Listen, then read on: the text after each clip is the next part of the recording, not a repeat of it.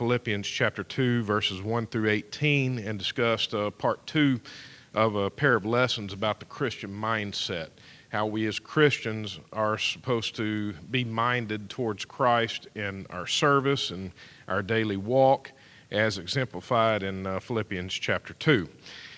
As we know, Paul, in the book of Philippians, he was writing to the church of Philippi from prison after receiving their gift. Not necessarily a long thank you letter, but giving some very good advice as far as how to live righteously as Christians.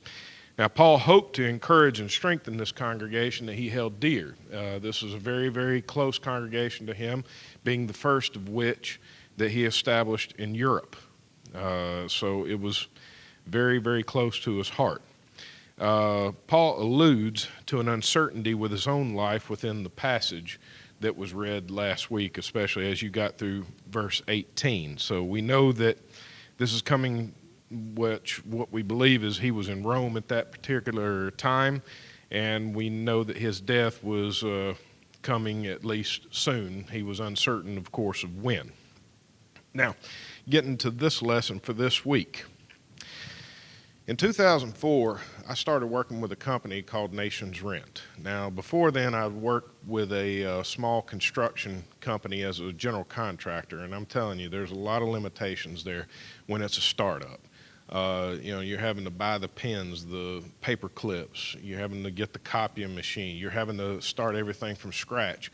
Also, when it's just you and your boss, you're managing so much more than what in normal businesses usually you're able to have some help on administrative tasks, plus also with business tasks. It was quite a stressful environment to go from zero revenue up to, I think the last year I was there was $5 million worth of revenue in 1 year.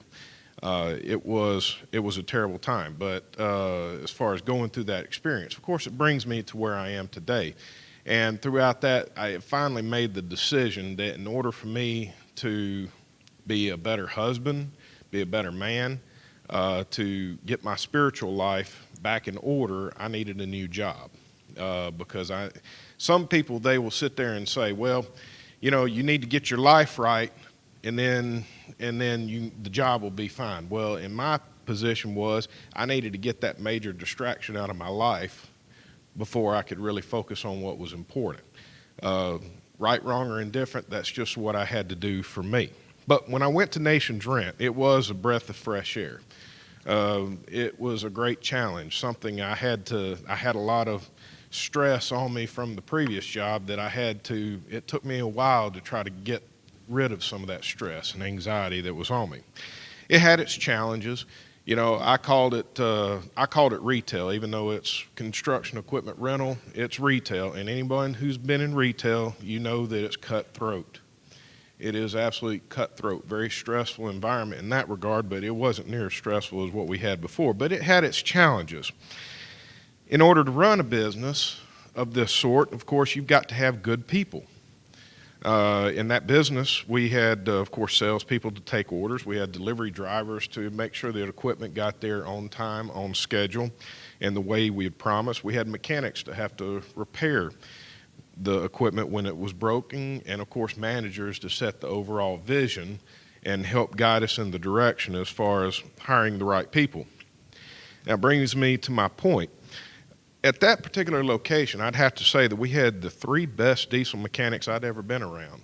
Now, these diesel mechanics, we called them road dogs because they had their own equipment trucks. They would go out on the road and they would fix them out on site.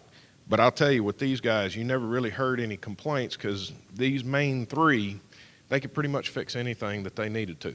So in other words, if it was broke, it really was broke, and it would take more time. But they made things look easy.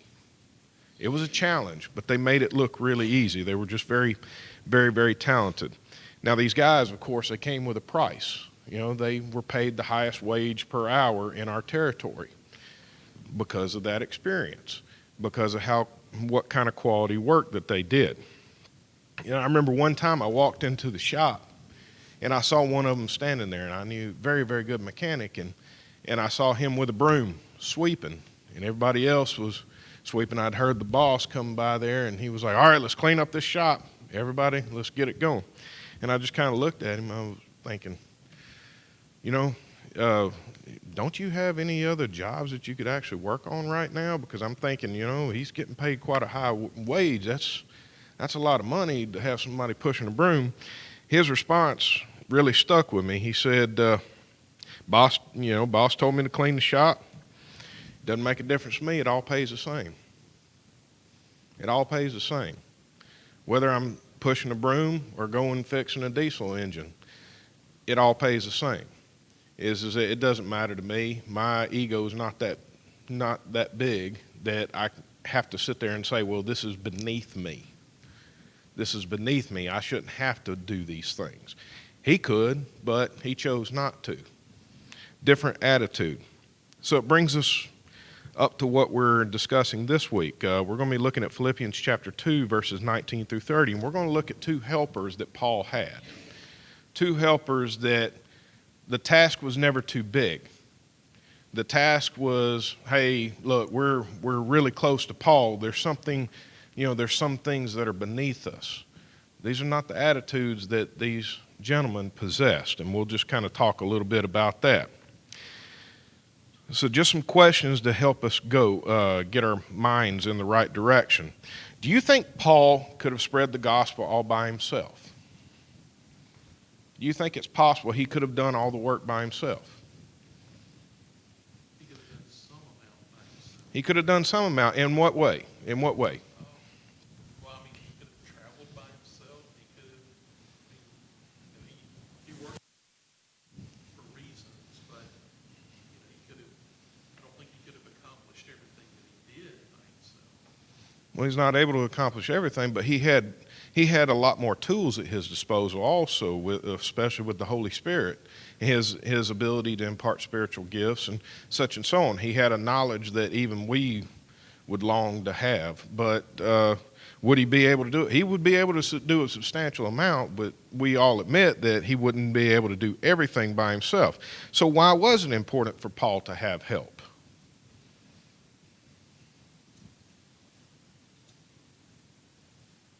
Whenever we look at Jesus, Jesus had 12 apostles. There's a reason for that. I mean, he can't do it all by himself. Could he? Well, theoretically, in one aspect, you could say that he could. But of course, he knew his time was short. He had to actually prepare the next generation.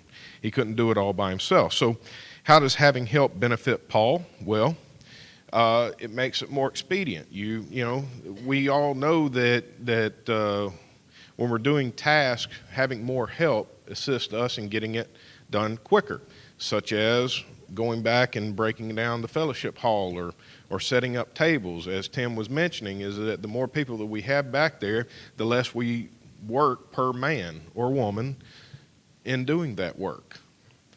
And Paul, of course, knew that principle. It wasn't a great mystery. He knew that he could not physically do it all by himself, whether it was his own longevity that was a factor, or it really wasn't within the mission that we have. So neither one of us, when we're looking at doing the gospel, neither one of us can do it all by ourselves either.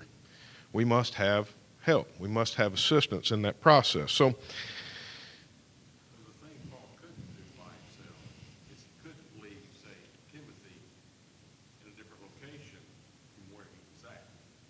That's something that's impossible. Now, could he teach everything that he taught? He could teach the same thing all the time. He could do that, but he couldn't be in more than one place at a time. that's exactly right. Part of his, even part of his being part of a team sort of multiplied out. You think about him and Barnabas. He and Barnabas, went on that journey, together, and then eventually they split apart into two teams. So he certainly had a part in influencing Barnabas to the extent of being ready to be the leader that he needed to be to go out with John Mark as Paul went with Silas.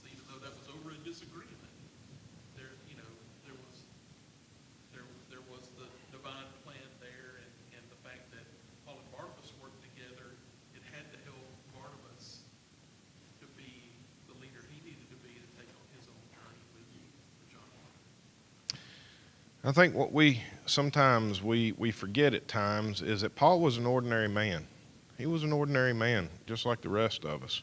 I mean, we like to look at him and we definitely respect how great he was. But in the whole scheme of things, he was an ordinary man.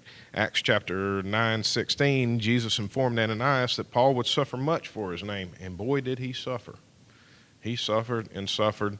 I even asked when I was teaching the teenagers, I gave them the list of the different things that Paul had suffered, the shipwreck, the beatings. And I said, all right, how many of y'all could withstand one of those items? And, of course, you don't get a single hand raised. And I said, and this is a man that he withstood all that and so much more. Ephesians 3:8, Paul considered himself the least of all the saints because of his history persecuting the church. But yet, he was an ordinary man. Paul understood his example was a tough act to follow. In fact, impossible. Even though he was an ordinary man, he understood his impact on the church. He did understand that his shadow carried a burden to a certain extent. And that may not be the right word to use, but at least his influence will be felt from decades from now. How did he know that? I would have to say the Holy Spirit probably assisted him in trying to understand that perspective. But he understood that his example was a tough act to follow, and it was virtually impossible. So not just anyone would want to suffer as he did or walk his same walk. And of course, we know Jesus understood that too. Hence why he chose regular men to become apostles. So what did Paul do as a regular man? He chose 2 regular men to assist him on the work that he had going with the church at Philippi. We're going to read Philippians 2:19 through 24. I hope in the Lord Jesus to send Timothy to you soon, so that I too may be cheered by news of you, for I have no one like him who will be genuinely concerned for your welfare. For they all seek their own interests, not those of Jesus Christ, but you know Timothy's proven worth, how as a son with a father he has served with me in the gospel. I hope therefore to send him just as soon as I see how it will go with me. And I trust in the Lord that shortly I myself will come also. Timothy. Timothy was someone that was very, very, very close and dear to Paul. Paul probably met Timothy on his first missionary journey as detailed in Acts 14 and following. We also know that Timothy, from 2 Timothy chapter 1, Timothy was taught the gospel by his mother Eunice and grandmother Lois. Despite being the son of a Jewish mother and Gentile father, Paul considered Timothy as his own child or son in the faith. Acts 16 shows that Paul sought out Timothy to be a fellow laborer with him. So he sought him out. And we'll get into a little bit more as far as the timeline in just a moment. But Timothy was very special to Paul because of some of the characteristics he possessed. So what can we learn from the scripture, the passage we just read, as far as some of the characteristics that we can apply to Timothy, or look and see what characteristics that we can actually draw out of it and make us be better Christians? In the first place, Timothy had a servant's mind. A servant's mind. Philippians 2:19 through 21. I hope in the Lord Jesus to send Timothy to you soon, so that I too may be cheered by news of you, for I have no one like him who will be genuinely concerned for your welfare. For they all seek their own interests, not those of Jesus Christ. From this passage, what traits do we see Timothy possess that helped him make up a servant's mind? What kind of traits do you see in that passage?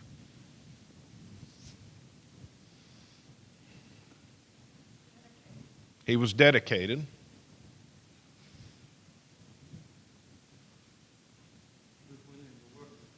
He was willing to work with Paul. Not everybody else was. Selfless. He was very selfless. He cared for people a great deal. Paul says so, is that for I have no one like him who will be genuinely concerned for your welfare. Not someone that just gave lip service. Someone that really had it in his heart to actually care for people. Paul cared enough to send the right person to do the job and get the correct news back to him. He knew that Timothy was trustworthy, had integrity about him. These things don't happen just from a flippant moment. This is developed through time and relationship whenever you understand the characteristics of people. Yes? You know, I think it may have been that the Lord wanted Paul to work with Timothy to show that older men can work with younger men, and we can get along. Each one can give the other ideas. Mm-hmm. And the young person can give an older person ideas, and so forth. It's a working together of different ages. We're no doing this together. And that's a great point, because too many times we have these conflicts of personality developed on age, where the perspective is that the older at times are hard-headed, they want to do it their way, and they don't want to listen to the younger because they're not necessarily as experienced. Or the younger don't want to listen to the older, well, they're ancient versus I know the new fresh ways. Rather than breaking down breaking down and becoming more humble between each other, to listen that each side has value. Each side has value. The wisdom, of course, that you can gain is valuable from the older as well as the younger through that experience. Generation gap in today's language and so forth, because each age group has different interests. But here, they both had a common interest, and that was Jesus Christ and teaching the word.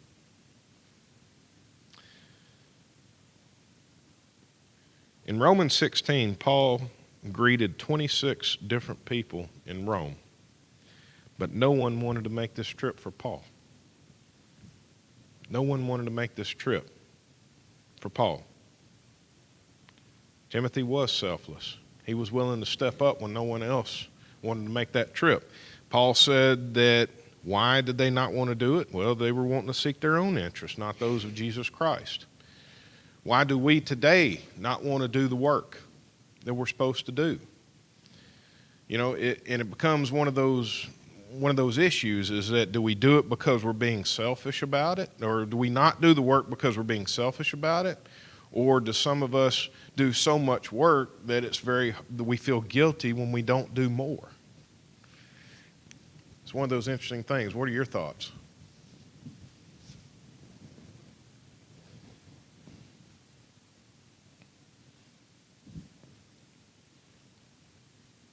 I guess if we get into one of those cycles in our Christian life where we're trying to gauge doing enough, we're sort of missing the mark a little bit because we can never do enough. I guess it's a little more about our attitude and our way of life is, we do what we can, but, we need to realize that everything we do in service is just a response of what God's done for us. So it's difficult, right? I mean, it's always difficult because, we want to do the right thing, but, if we get into too much of trying to keep score and tally of are we doing enough, it'll just never be enough. Well, we look for metrics. We look for metrics to give us an indication of our success rate. Why do we do that? It's because we do that in our work life. We live on metrics, we live on numbers. Nathan, I'm sure you do as well.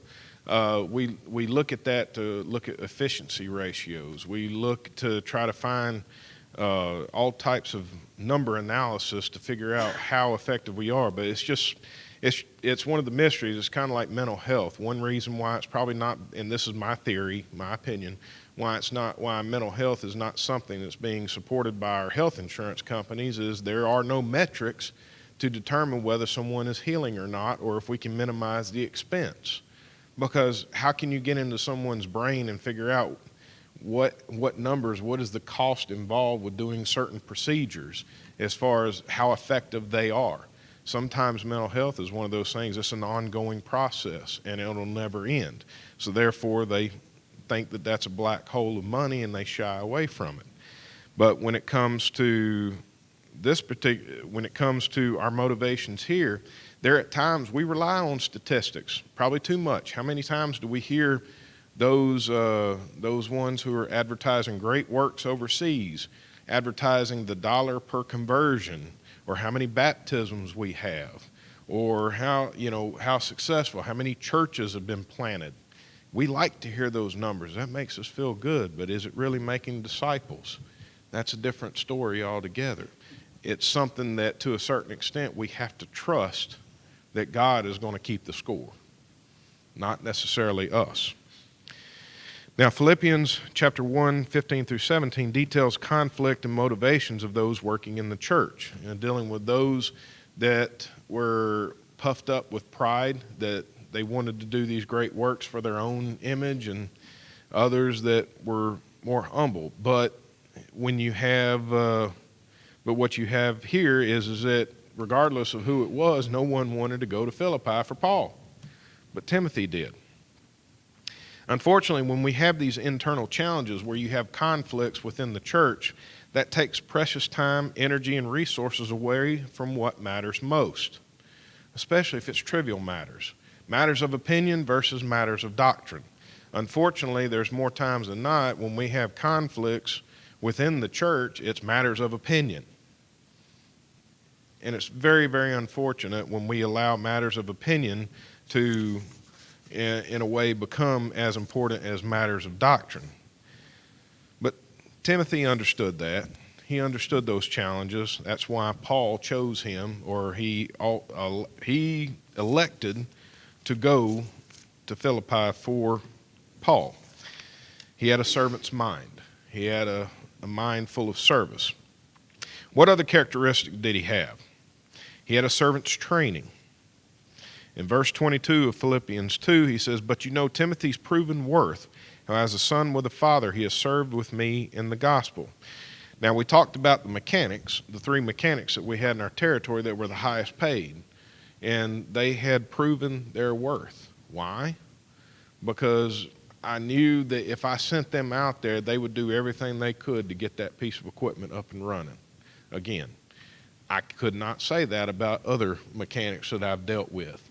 They would do the absolute minimum, but I knew that with one of those three, if it was broke, they said it was broke, it was broke. It was something we would just have to deal with from our shop.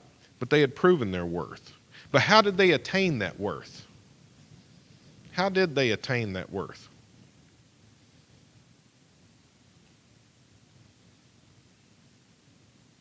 Some training. Probably working with somebody who was masterful at what they did.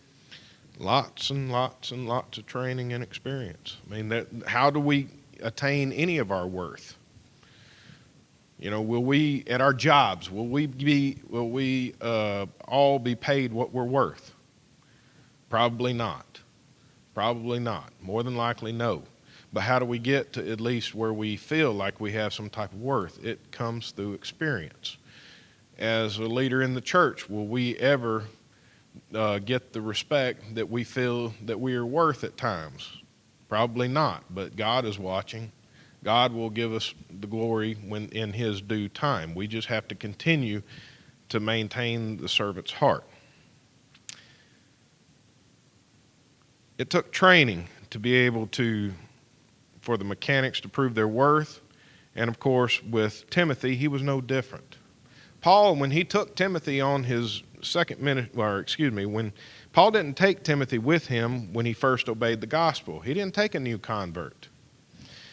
He waited a few years. Timothy had the opportunity to grow and develop as a Christian and eventually developed a good reputation as a brother. That's very important. It's very important that he took the time, because let's think about this just for a second and looking back on your own lives. How good did you feel when you first obeyed the gospel? How good did you feel? More often than not, you felt very good.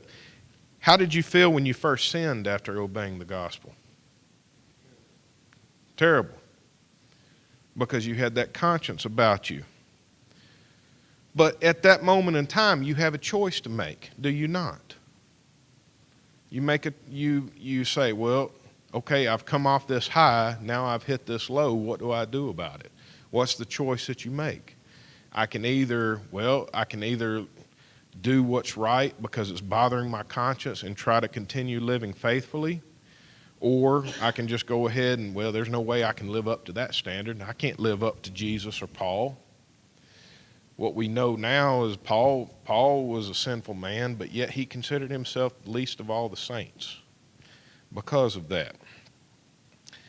So how did it feel? Well, we had a choice to make, and over time, we learned how to function within that a lot more. Not that it doesn't bother us when we sin, because it certainly should and does.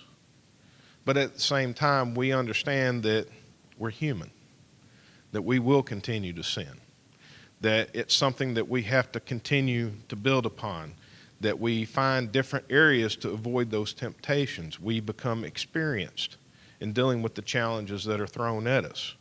Hence, that helps us not be a new convert anymore. And that's something that Timothy wasn't ready to take on that challenge at that point. Because how many people have we seen that they become new converts? They're really hot on fire for God, but they burn out just as quick. They burn out just as quick. And they may have all the talents and the abilities in the world, but yet it takes us to help them. It takes us to help train them, not try to abuse them. When it comes to the budget process for this past year, we did something that was very new last year. The elders delegated the budget process to the deacons, and they oversaw that effort. Deacons and ministers, I'm sorry. Drew corrected me last time I said that. Delegated that challenge. And we were, as deacons and ministers, we were very excited about the challenge that was put in front of us. Now we're a year in. Did everything work perfect? No, it didn't. We have challenges to overcome. We have different, now, bless you, we have different opportunities to try to make things better. We have now more experience in how to go through this process again. It should streamline a lot of it. While it was a brand new process for us last year, we've gained a tremendous amount of experience. Are we still fired up? I would say the enthusiasm is still there. I would say maybe it's dimmed just a little because now we're dealing with reality a little bit more. But as far as the same fire and the passion that the deacons and ministers are working with on this charge from the elders, we're still excited about the plans we have. And we're excited to know now, okay, this works well, this doesn't work so well. So let's look at this. Let's look in these directions. And the same thing with Timothy is that you can't take someone who's brand new to the process to help Paul because they'll just flame out. But yet Timothy was well trained. He was well experienced. How can you take on great tasks without a good foundation of development? How can you? It's impossible. It's impossible.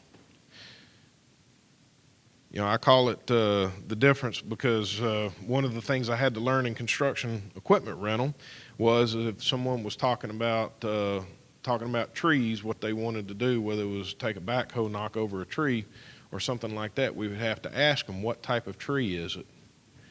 And they'd say, well, it's an oak. Okay, if it's been raining, then you might be able to push that oak over. But if it's a pine, let's be very careful about that because there was a gentleman who rented an excavator from us out of our 280 store that he was trying to take a pine tree down. And unfortunately, what you know with pine trees, they have a deep taproot in the center. And that's one reason why when you see tornadoes going through, you see that the tops of the pines are just snapped like matchsticks, while oaks will actually just kind of fall over because of that. Long story short is that he hit the tree, didn't realize what had happened, but the top of it snapped off and came directly down on the cab and killed him. The point is that we have to have, it's good to have a deep foundation. It's good to have that experience with us, or else we'll make poor choices moving forward. So Timothy, he had the right training. How can leaders be expected to lead when they have little or no support or patience? You know, that's one of the toughest things. How can leaders be effective in their leading? I mean, here we have a story this week. Florida State fired their head coach before the end of his second season because he wasn't winning enough games. I don't know. There may be other mitigating factors than just wins and losses. But still, did you really even give that guy a chance?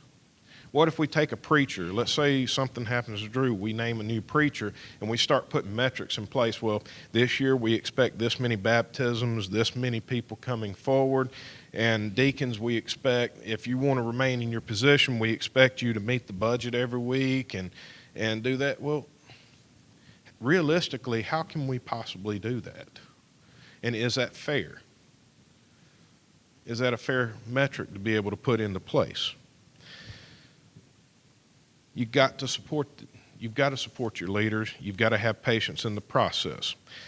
Paul was able to provide personal instruction as well as on-the-job training to Timothy so he could develop into a greater leader for the church. Why is that important? I mean, how many of us had mentors growing up when we were in our first jobs that helped counsel us and get us through some of those tough early days? It always is helpful to have somebody to give us not only the job knowledge, but then us be able to take it and put it into practice. You know, you go to college. For those of you that went to college, you get all the book knowledge in the world, but now the trick is to actually put it into action, and that's where the rubber meets the road. Paul was able to provide both the on-the-job training as well as the personal instruction, which, as we see, is the same way Jesus trained his disciples. The very same way. I remember when I was working at that place, I remember a story that he told me, and he said that the boss man one time came up to him and said, "Here, I got so-and-so for you, and I want you to make an ace out of him." And he said, "Well," he said, "if you want an ace, give me a 10, jack, queen, or king, and I'll make an ace. But don't send me a deuce and expect an ace." The point is that we've got to understand what our abilities are, and we can make somebody greater. Obviously, Timothy was one with very high potential. Paul understood what kind of potential he had as far as being a leader in the church, and of course, he was able to develop that greater as a result of that personality. Last item. Timothy, he had a servant's reward. In verse 23, it says, "I hope therefore to send him just as soon as I see how it will go with me." Timothy was aware of the sacrifice and service, but God rewarded him for his faithfulness. Now, how was Timothy rewarded? Well, he gained this reward by being faithful over the few that accumulated into the many. Sometimes we worry about, at times, we don't do enough. We do so little, but in the whole scheme of things, we may do so little that eventually it accumulates in a whole lot, or we get greater responsibilities. Timothy is mentioned at least 24 times in Paul's letters. 24 times. He was such an invaluable resource for him. And of course, in 2 Timothy 4, we know that Timothy had the greatest reward we could all possibly imagine. He was Paul's replacement in the ministry. He became Paul's replacement. And with the brief time that we have left, we're going to talk about the other gentleman that's mentioned within the passage, Epaphroditus. Paul was Hebrew, Timothy was half Jew and half Gentile, and Epaphroditus was full Gentile as far as we know. He was a member of the church at Philippi, and he risked his life to bring the gift to Paul. So when we look at Epaphroditus, what kind of characteristics did he have? Number one, Epaphroditus was a balanced Christian. In verse 25, it says, "I have thought it necessary to send to you Epaphroditus, my brother and fellow worker and fellow soldier, and your messenger and minister to my need." You know, some people, they work towards, when they're working in the church, they work towards building fellowship and neglect the spread of the gospel. Some people work to spread the gospel but failed to build the fellowship. What we see from Epaphroditus is that he had a balanced blend of both, where he could spread the gospel but also build the fellowship. Now, Nehemiah 4, verse 17 gives the imagery of those to build the wall with one hand while carrying a sword in the other. To spread the gospel, you must be willing to do both. You cannot be exclusive on building fellowship and neglect to spread the gospel. You've got to have a blend of both. Second characteristic, Epaphroditus was a burdened Christian. Verses 26 and 27 and verses 30, for he has been longing for you all and has been distressed because you heard that he was ill. Indeed, he was ill, near to death, but God had mercy on him, and not only on him, but on me also, lest I should have sorrow upon sorrow. Verse 30, for he nearly died for the work of Christ, risking his life to complete what was lacking in your service to me. Epaphroditus, just like Timothy, he cared for others, and he also put it into action. One of our effort or our points of emphasis last year, and we're going to build a better strategy for this year, is that when it comes to missions, we don't want to just throw money to a work. That's the easiest thing for us to do, is it just put money on it and, okay, we've done our job.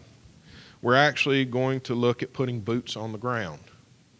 That means that it's not just the money, it's actually getting dirty, doing some of the work. Epaphroditus, he cared for his home congregation, especially when they were worried about him. He cared so much, because how many times has it bothered you when someone was just worried sick over you?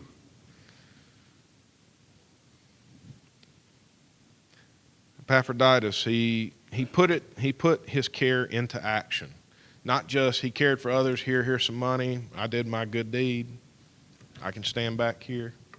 He was willing to get those boots on the ground and take that gift to Paul and risk his life doing it. Last characteristic, Epaphroditus, he was a blessed Christian. Verses 28 through 30. It says, I am the more eager to send him, therefore, that you may rejoice at seeing him again, and that I may be less anxious. So receive him in the Lord with all joy and honor such men. For he nearly died for the work of Christ, risking his life to complete what was lacking in your service to me. Epaphroditus, he was a blessing to Paul by his work, his companionship, and risking his life to bring the gift from the church. He was a blessing to his home church, and of course he's a blessing to us today. And I'll leave you with this, something that I just happened to think about. In the aftermath of April 27, 2011, Nick Saban used the following quote to motivate his players into community service. When the tornado struck Tuscaloosa, I think he even was quoted as saying that was the first time in his life when he stopped thinking about football. But what he told his players is, he says, I'm not looking for blessing to come to my life. I'm looking to be a blessing in someone's life. He said that community had supported those guys. It was their time to get out there and help support that community. And as a result, they helped build several houses for those. They spent countless hours in the cleanup effort. And not that it's really that important, but it was noticed by national media, and the team actually received a Disney Spirit Award for their level of community service that they did in that aftermath. But Epaphroditus, I would say, didn't look for a blessing to come to his life, but he was looking to be a blessing in someone else's life. Such a trait that all of us can choose to live up to, or at least try in our daily walk. I appreciate your attention and time and comments. Thank you.